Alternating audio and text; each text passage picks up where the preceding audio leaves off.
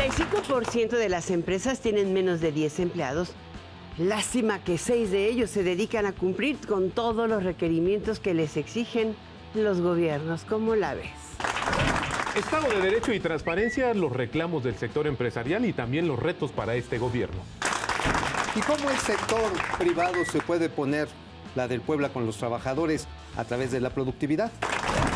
De estos temas hablaremos esta noche en La Billetera con el presidente del Consejo Coordinador Empresarial, Juan Pablo Castañón.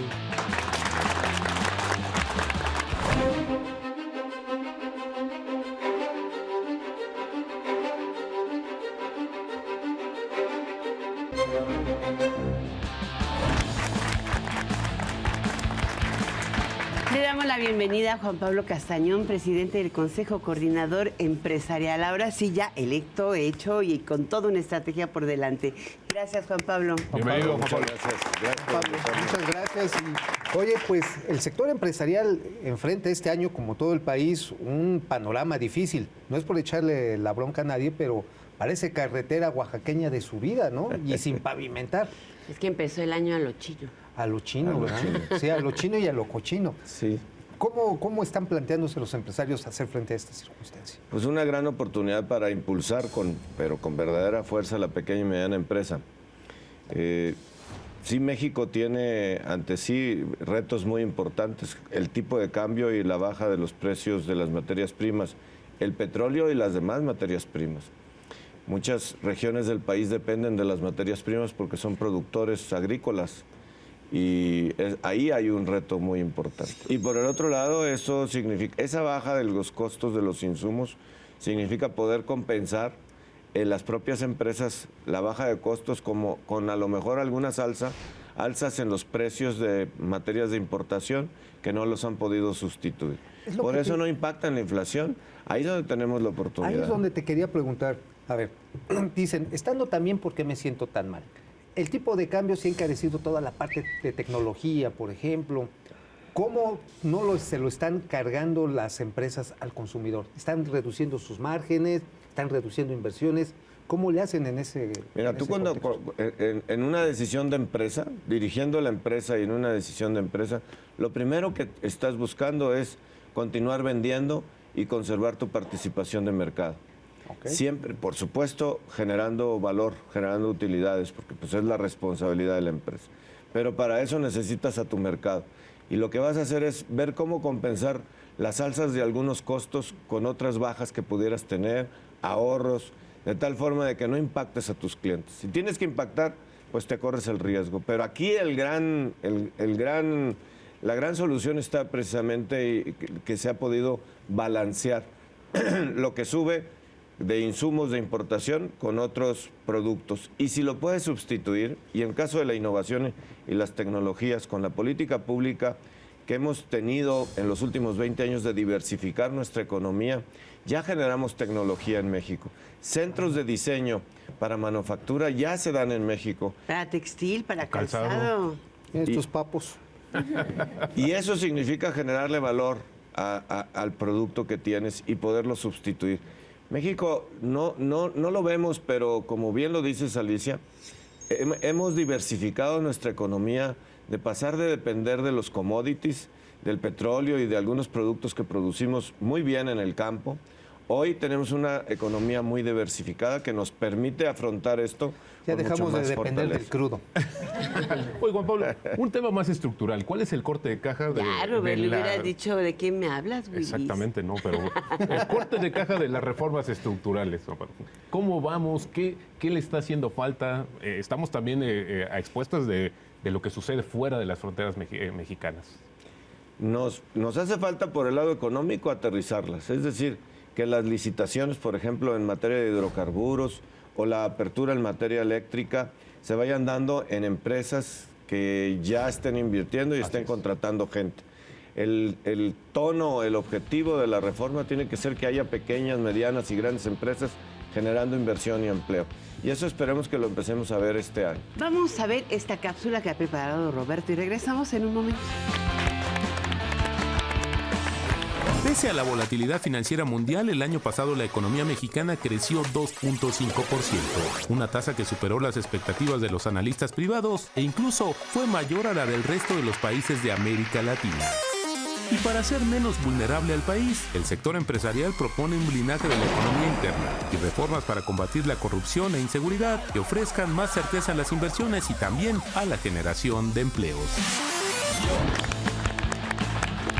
Juan Pablo, hablábamos de esta oportunidad que hay de aprovechar esta coyuntura y no verlo tan... Porque al final del día la economía mexicana sí está creciendo. Eso, no a las tasas que uno quiere, pero sí está creciendo.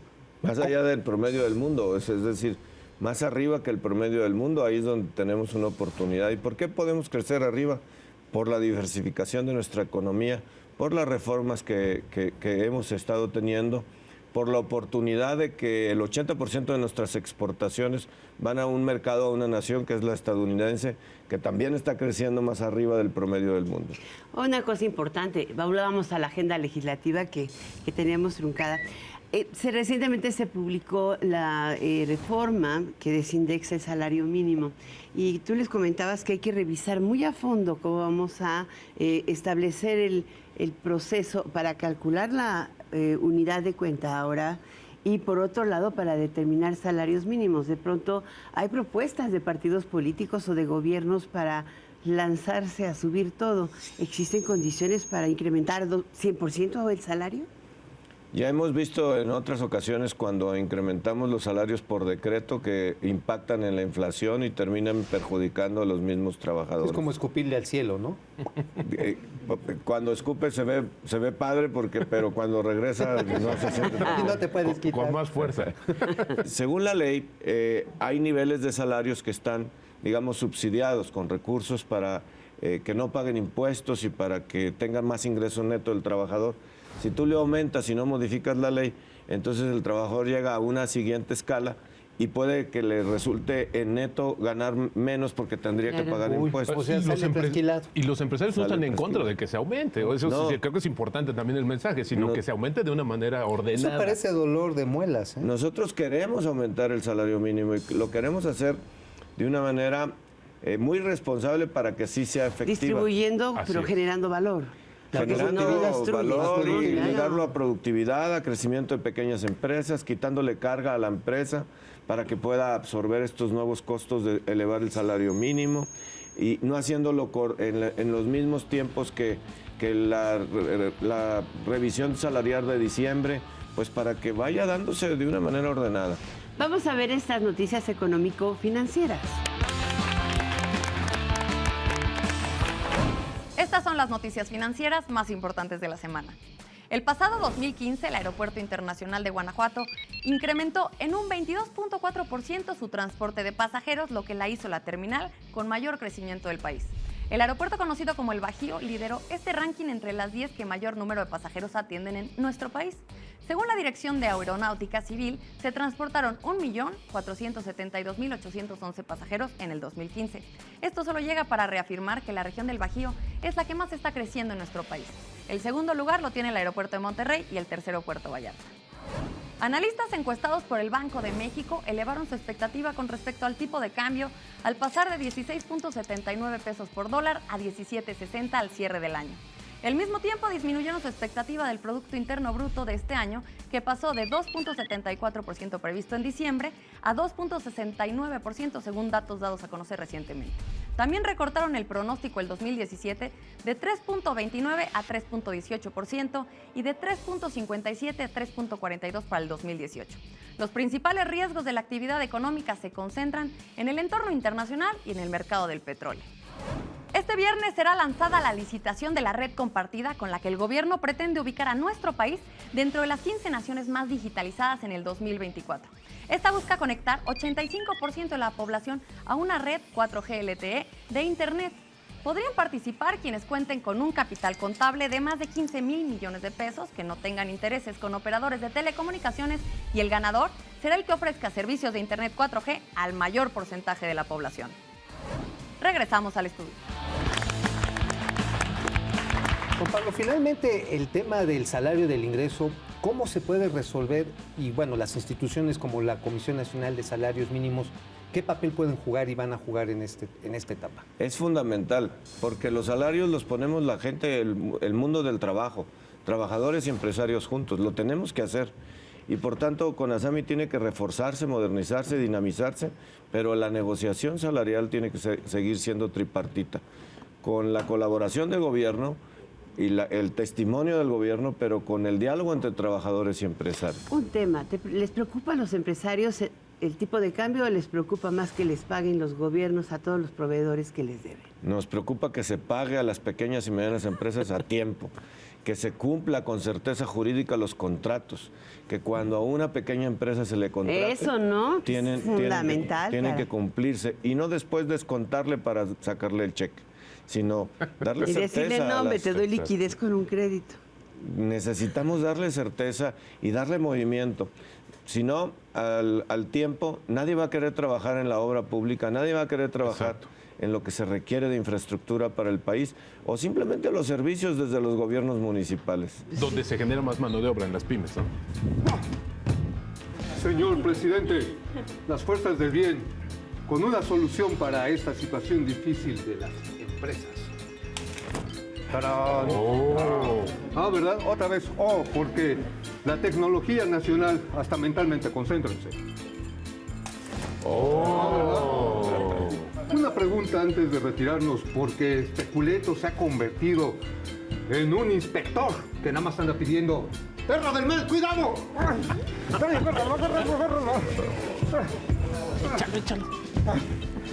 Espero nos pueda contestar después de que vayamos a combatir a las fuerzas del mal para bajar los costos, incrementar los salarios, señor presidente. Y bajar los excesos regulatorios. Oh, sí, la ¿no? burocracia.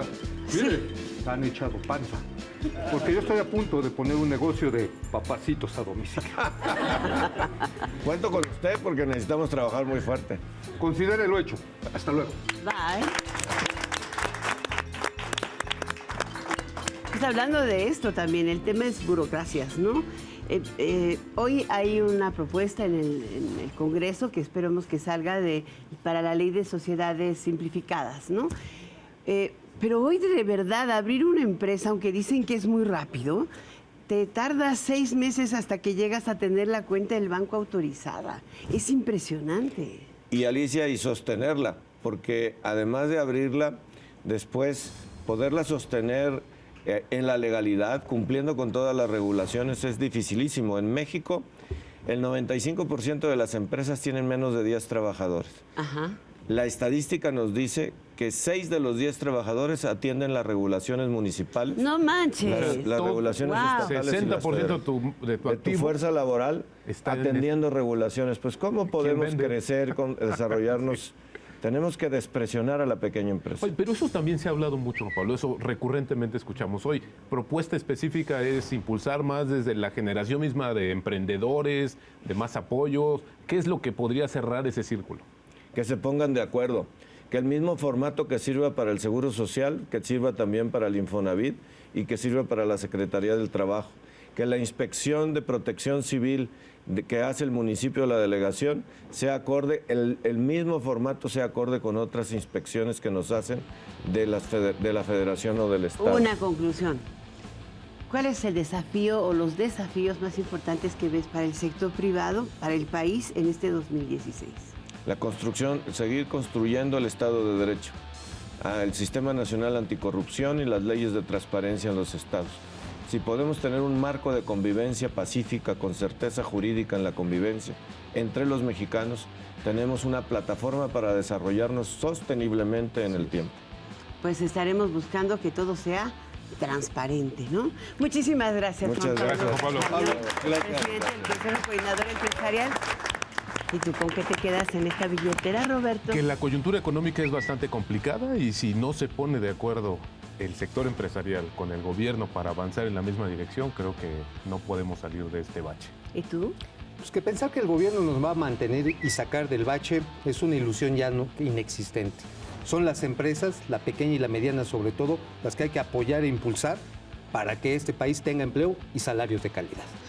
Pues yo me quedo con un tema que es fundamental, que se respeten los contratos para proveedores de todos los tamaños, porque hoy por hoy Los adeudos son importantes y eso, como dice Juan Pablo, que te descuenten y te den crédito cuando es tu dinero, pues lo único que ha generado es una falta de liquidez también en una gran parte de la cadena productiva nacional. ¿Y usted con qué se queda en la billetera? Gracias, buenas noches.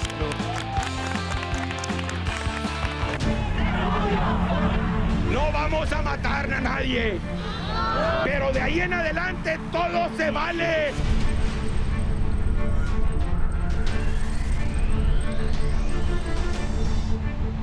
Es un cambio que nos permita dejar de ser perros. Un empresario en busca del poder. No nos volverán a saquear. Un país dispuesto a cambiar. Su destino, la tragedia. Maquío. Viernes, 12 de la noche, Azteca 13.